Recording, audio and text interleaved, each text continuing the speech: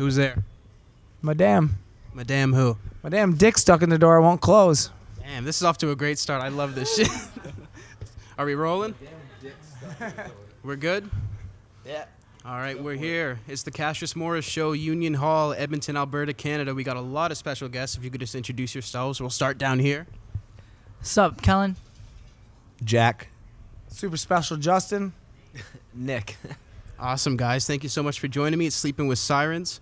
Now, you guys have been on tour for a little while. How's it been? Has anything crazy happened so far?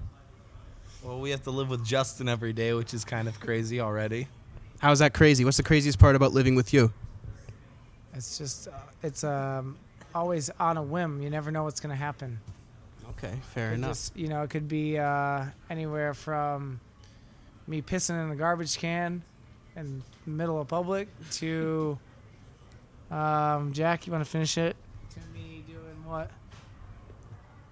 Smoking on the front of the bus and getting our bus driver really mad yesterday. Ooh. Pay $185 fucking dollars. Is this now, are we talking cigarette or the good stuff? The good stuff? Well, it wasn't worth it if it was a cigarette, if you ask me. Fuck cigarettes. Exactly. Now, let me ask you guys this. You guys do so many We can concerts. swear, right? Oh, yeah, you can curse your ass off. You guys do so many different kinds of concerts. Which concert has made the biggest impression on you guys as audience members? As audience members. I saw the Beach Boys when I was a kid. That was cool.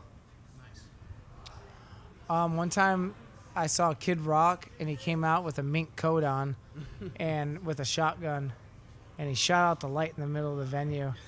And then there was two go-go dancers who took his mink coat off, and then he busted in a ball with the ball, and it made me lose my mind. I want to throw myself out the fourth-story window of the venue. Wow, that's insane. So he couldn't take his coat off himself. He needed like an assistant. Yeah, two. That's hectic right there. How about you? I haven't had that concert yet, so that would be my ideal dream concert would be to go see Kid Rock. Seriously. I'd say probably 2004 Warped Tour is my life-changing concert experience. Huge experience. Very cool. Now, who do you guys look up to in the music business the most? And this can be somebody in A&R, behind the scenes, or an actual musical artist, too. Dead or alive? Dead or alive. I'm going to go with Bob Marley. Bob Marley? Nice. I really look up to him. I'd say Elton John, probably. Oh, I don't know. Nick, you want to take this while I take a second? Steve Jobs, because of him, we don't make money off music anymore. He's a genius. Nice. Good teamwork here. Tom from MySpace. Very nice, Tom from MySpace. I like that one. Is he in the music business, or because they have music? MySpace Records. No, but Nick kind of just stumped me after he said Steve Jobs. I love how he just took that as an answer without questioning You it. hear the otother day they're pulling CDs from Target and I think Best Buy. Yeah, Best So Buy there's now gonna be too. No more CD sales. How do you guys feel about that? Use them as frisbees. You feel like shit about it? Use them as frisbees. I guess stick to streaming. I guess that's all there is anymore. You gotta have some kind of music playback, Yeah, right? streaming's tight because you get paid in micro pennies. Yeah. Is that what the artists want nowadays? Yeah. And what's really cool about micro pennies is that it takes a shit ton of micro pennies to make 1 penny. Jeez. So when you finally get a penny and you split it between your guys, you're back to micro pennies. And they think being a rock star is just some easy business, right? Oh, no, it's about saving cash. Exactly. Let me ask you guys this. What do you think makes someone a true rock star, the definition of a rock star? I think just people that are kind to the fans that come to shows and people that stay humble. I think that's the most important thing. I think that makes a true rock star. I don't think being an asshole is what it means. Yeah, like Colin said, I feel like, if you're rude to your fans and you think you're, a step above them, that's not really going to do much for you. Right. So, yeah, for sure. Being down to earth, humble, what do you think? I think the same thing. Yeah, it's being genuine, being awesome, and also writing great music. You can't. Don't secretly miss like how it was in the '80s, like the mystery of being in a rock band. The Like, debauchery? That's kind of like what I never got to experience that I would kind of miss about being a rock star is like the mystery behind it. Now I feel like everyone sees you on social media and everyone knows you right away, and there's nothing you can hide about yourself. Also, what would be, I think, defining as a rock star is saving micro pennies. Apparently that's the top thing in the business. Like Bitcoin. Exactly. Just got to save it all. How do you guys feel about the music that's often heard on top 40 stations nowadays, like the Migos, things like that? Can I get you guys' thoughts on that? It all sounds like to me. Triplets. Yeah, triplets. I don't really get it.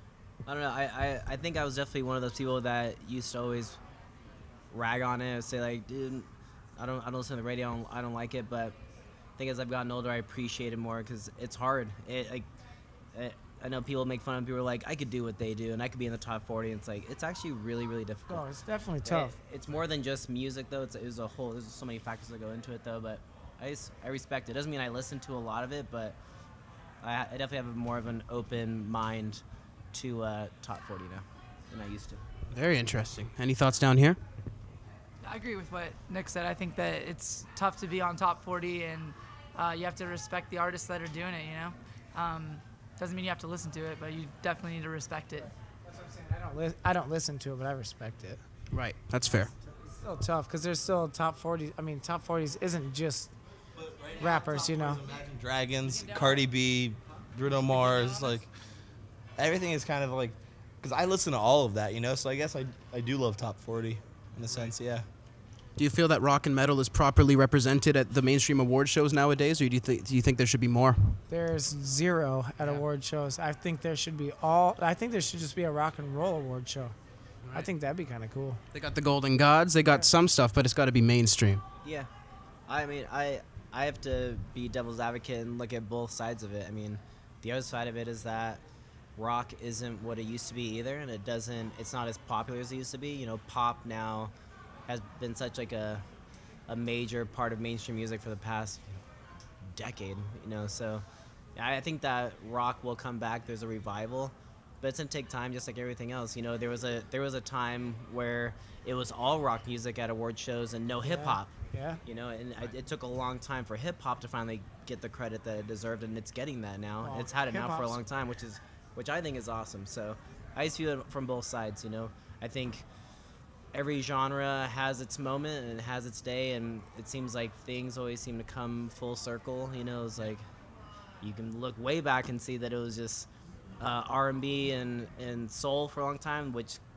slowly turned into rock and roll, And that was the 80s. and then it switched back to, you know, like the 80s, like pop music and disco and all that started coming back, and then rock came back again, and then grunge, and you know, it's how time works. Just things phase in, phase out, and that's kind of the beauty of music, you know. You'll see us in 30 years still playing shows. Exactly. They'll be part of that Eben. We're waiting for that rock revival. Do you guys feel a rock revival coming? I hope so. I do. I know that like hip hop on radio and everything else is like just crushing right now. And I don't know. I hope there's a rock revival. I hope there's like a grunge revival, but I don't know. Yeah. Hard to tell, huh? Yeah. See what happens. Exactly. Trust me. I'd love if there was a rock revival because I think we're an amazing rock band. And we got there and we crushed every night, and we have a really good time doing it. So like, if there was a rock revival at any time, please come soon. It would be really cool for us. It'd be really sick. Give it to us, please. I'm waiting too. I mean, I love rock, so I'm with you guys for sure.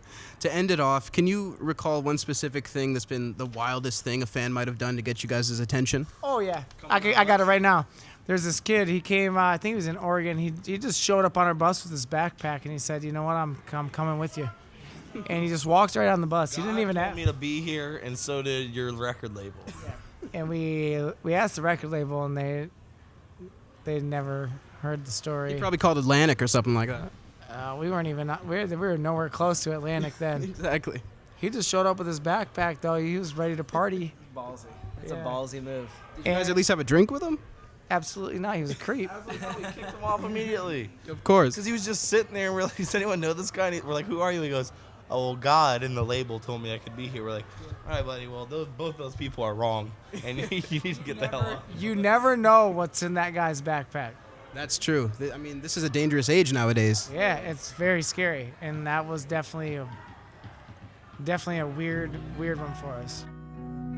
I don't